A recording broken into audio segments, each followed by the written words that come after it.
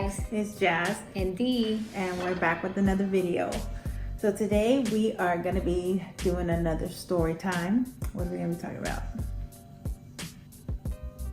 about our first night in jail.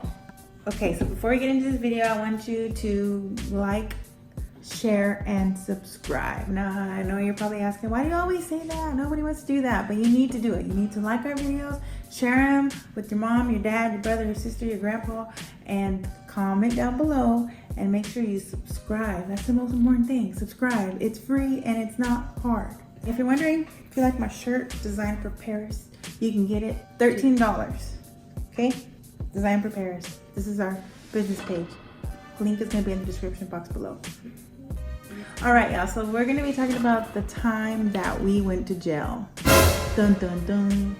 Dun, dun. So it's not as bad as it seems, you know, because I'm an angel. I don't do bad things. Why you always lying? We're at like a dance hall with her family, and then from there, everybody wanted to go to the bar after.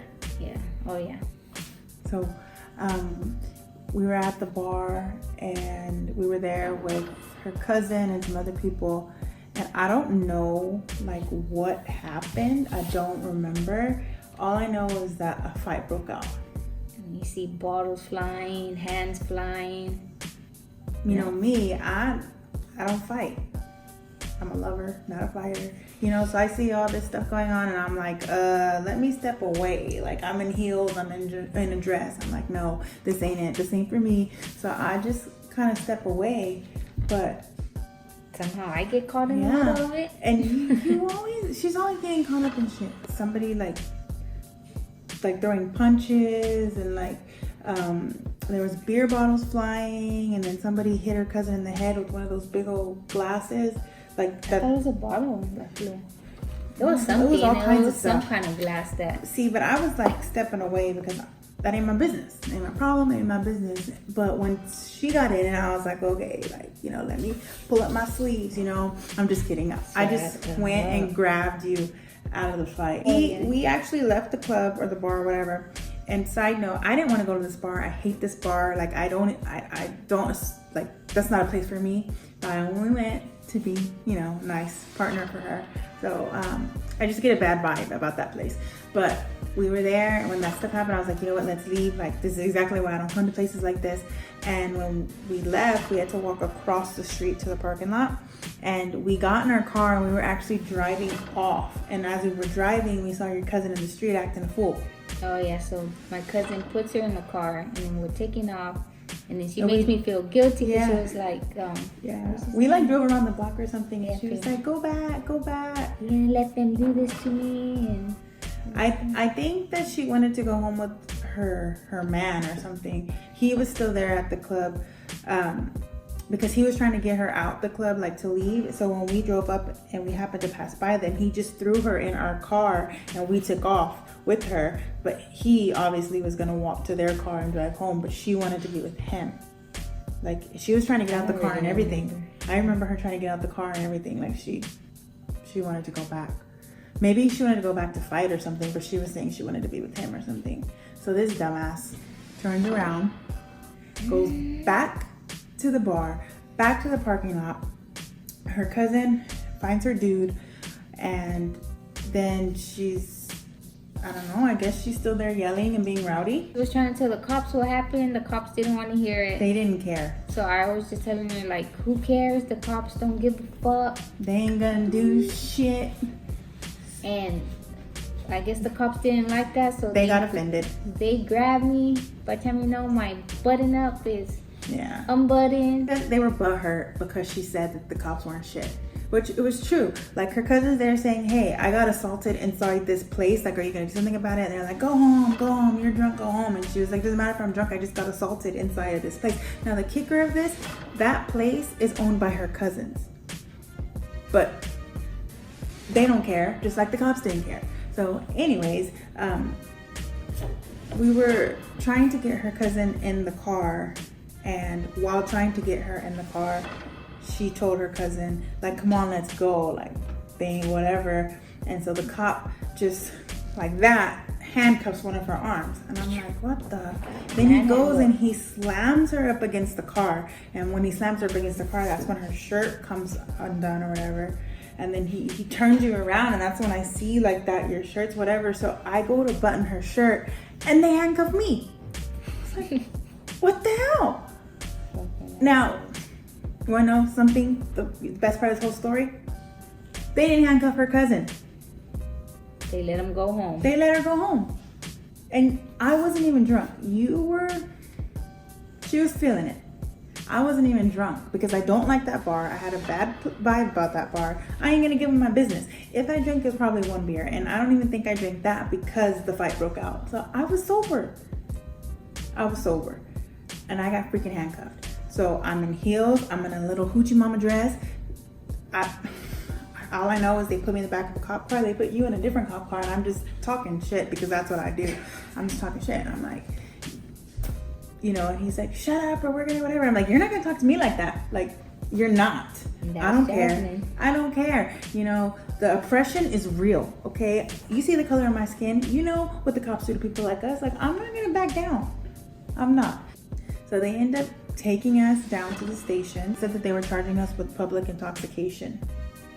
They said that we were gonna get a PI. So around here, when you're arrested for public intoxication, they hold you for 6 hours or until they think you're sober, and then you get to leave. So the funny part is that I was not drunk, so I was talking shit the whole time.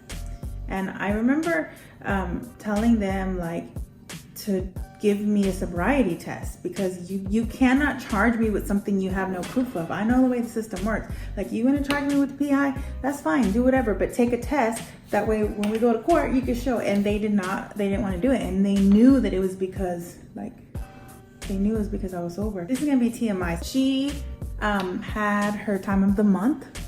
Bruh. That's a little too much info. That's the most important info. Okay. I was in one cell. She was in another cell. And she's screaming for a pad. Screaming. Help me. For some toilet paper, man. They don't even know toilet paper. Being stupid. We're being annoying. And then all of a sudden, her cousin comes in. A totally different cousin. She unrelated. Was at different location. Totally different. She ggets brought in for, I don't know, she was threatening somebody. I don't know. And they put her in the cell with me. And I'm like, oh no, why would you put her in the cell with me? Like why would you do that? So she's in there, and if you think I talk mess, you should hear her cousin. Her cousin's like, I gotta pee, there's no toilet paper in here. And then not only that, there was cameras facing us, and so if she was to use the restroom, you could see her, and she was like, no, I'm not doing that, whatever. So they took her out of my cell and put her in her cell. That was the worst thing they could have ever done. So time passes, and I'm just there in the window talking mess, eyeing the cops down, like they probably had holes in their back because I was just staring at them. And when they would turn around, I would just talk mess to them. And so they end up releasing me. And I'm like, what about her? They're like, oh, she still has some time left. And I'm like, how much time, whatever? I don't remember how much time. The police station was not far from where the car was parked. So I walked to the car and I sat in there, and it was dark when I came out. I felt like a hooker, walking down the street in my heels. And those streets are bad. Yes. I'm sitting there waiting, and I finally, 2-3 hours pass. I finally get a little door open, and I see her cousin coming out, and her cousin's in handcuffs. That didn't surprise me because she was in there for threatening somebody. So that didn't surprise me. So I'm like, okay. And then I'm yelling at the window. I'm like, hey, where's Dee or whatever? And she was like, she ain't getting out. And I'm like, what do you mean she ain't getting out? Tell them what you did. So pretty much me and my cousin were chilling. My cousin had a lighter with her in her chi-chis. So with the lighter, she lights up a little piece of toilet paper. And I was like, okay, I'm sitting in there bored for a long time, blah, blah, blah. So she gives me the lighter, she puts it right there. So there I am playing with it. And then I had the roll of toilet paper, and it had a piece, I guess, I don't know. It was kind of unrolled. So my dumb ass turns it on, and then all of a sudden it just goes and the thing's on fire. Well, I woke up to go get me a cold pop, Then I thought somebody was barbecuing. I said, oh Lord Jesus, it's a fire. There goes my cousin trying to pat it, whatever, and it's smoky in there. She gets the thing, throws it in the toilet paper, in the toilet, the lighter on the floor. She throws it right there on the floor. She should have just put it back in her thing. And then by the time the cop comes in, smells it, he sees the little mark on the whatever. So pretty much they got us for arson. Both of us, because we didn't want to snitch on each other. We both went to jail. How many? So they took us somewhere else. 2 days or a day or something. Man, that was horrible. We're there, and then all these crazy people in there. Druggies are in there, withdrawing and people fighting, and they give us a freaking, what is it? A lunch sack? Is that what it's called? I don't know. Freaking the brown bags with the freaking pear and a nasty ass sand. Oh no, it was an apple or something. But it was cold in there, and my cousin did not want to keep me warm. I was trying to cuddle with her, so, trying to just, snooze up in there, but it didn't happen. But I ended up getting out, 2 days? A day? I don't know. 2 days later, and I feel bad because my cousin was in there for like another whole day. And they gave her the wrong charge.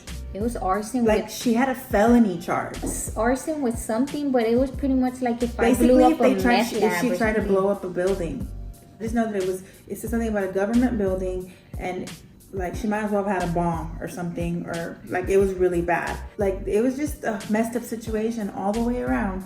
All because her cousin, I don't know, wanted to fight. I really don't know the reason now that it's years later. This happened like in 2015 or something. So yeah, that was pretty much our experience. Mine happened to be the worst, since I had to stay an extra couple days, no food, cold.